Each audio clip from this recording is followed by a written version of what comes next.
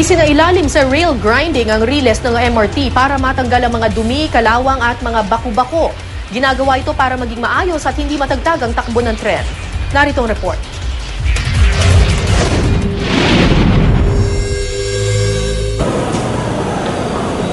Araw-araw, tinatayang nasa 600,000 ang sumasakay sa MRT3 na bumabiyahe mula North Avenue Station sa Quezon City hanggang sa Taft Avenue sa Pasay. Sa bigat nga naman daw ng trapiko sa ilang bahagi ng EDSA, lalo na pag rush hour, mas pinipili ng ilang nating kababayan na mag-MRT dahil sa bilis nito.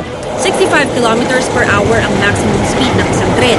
Halos kalahating minuto naman ang itinitigil nito kada istasyon. Pero minsan, nagiging matagtag ang biyahe dahil sa makalawang na riles. May bahagi rin itong baku-bako. Kaya ang inaasahang smooth ride sa MRT, minsan nagiging bumpy, ika nga. Nagre-resulta din ito sa bahagyang pagbagal ng tren.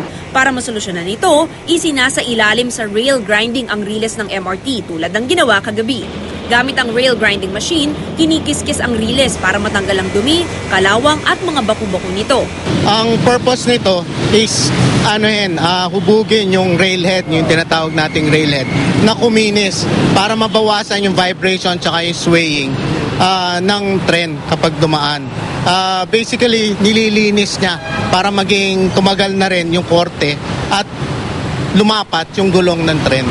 Dahil sa rail grinding na isinasagawa taon-taon, bibilis at mas magiging maayos daw ang takbo ng mga tren ng MRT. Ginagawa rin daw ito para tumagal ang lifespan ng mga riles. Once we improve the quality of the rail tracks, then it follows that the ride of the passenger should be more comfortable. Kasi we would have a smoother train ride.